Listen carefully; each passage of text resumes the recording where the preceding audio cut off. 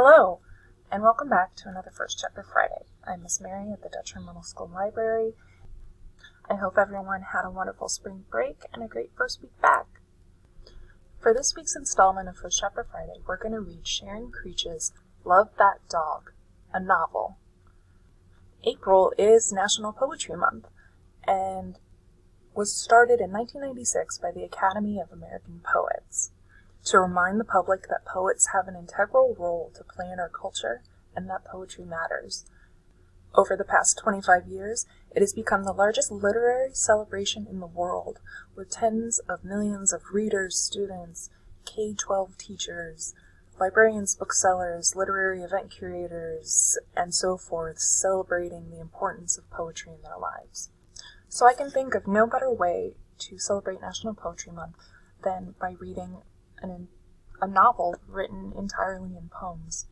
Creech's Love That Dog is written from the perspective of Jack, a student who is writing poems for an assignment, but through that assignment tells us their story. So we are going to read the first 10 entries in Sarah Creech's Love That Dog. So without further ado, let's begin. Jack. Room 105, Miss Stretchberry. September 13th.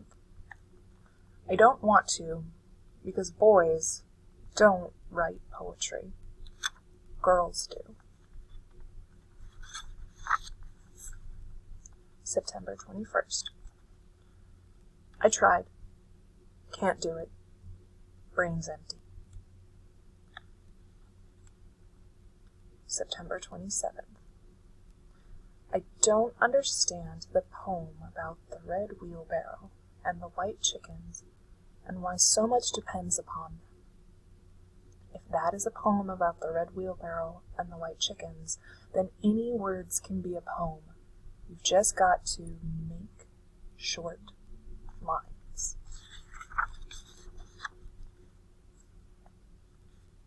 October 4th. Do you promise not to read it out loud? Do you promise not to put it on the board? Okay, here it is. But I don't like it. So much depends upon a blue car splattered with mud speeding down the road. October 10th. What do you mean? Why does so much depend upon a blue car? You didn't say before that I had to tell why. The wheelbarrow guy didn't tell why. October 17th. What was up with the Snowy Woods poem you read today? Why doesn't the person just keep going if he's got so many miles to go before he sleeps? And why do I have to tell more about the blue car splattered with mud speeding down the road? I don't want to write about that blue car that had miles to go before it slept, so many miles to go in such a hurry. October 24th. I am sorry to say I did not really understand the Tiger, Tiger, Burning Bright poem, but at least it sounded good in my ears. Here is the blue car with tiger sounds. Blue car, shining bright in the darkness of the night. Who could see you speeding by like a comet in the sky? I could see you in the night. Blue car, shining bright. I could see you speeding by like a comet in the sky.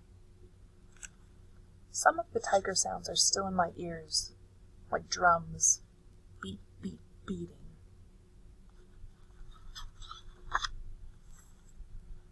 October 31st. Yes, you can put the 2 blue car poems on the board, but only if you don't put my name on them. November 6th. They look nice, typed up like that on blue paper, on a yellow board. But still, don't tell anyone who wrote them, okay? And what does anonymous mean? Is it good?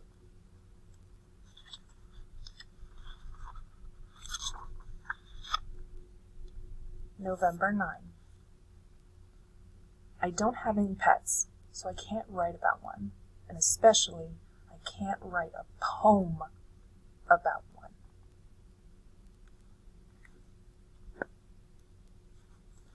And that is the first 10 entries of Sharon Creech's Love That Dog, a novel.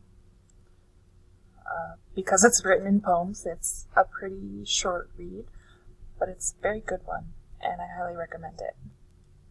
Of course, it is available at the Dutcher Middle School Library for checkout, as well as the sequel to this, which is Hate That Cat. Also, on the Dutcher Middle School Library website, you can search the catalog for the poetry collection that's there, where there is a ton of biographies and books of poems and novels written in verse available for checkout. I hope you enjoyed today's reading, and thank you for listening. Have a great weekend.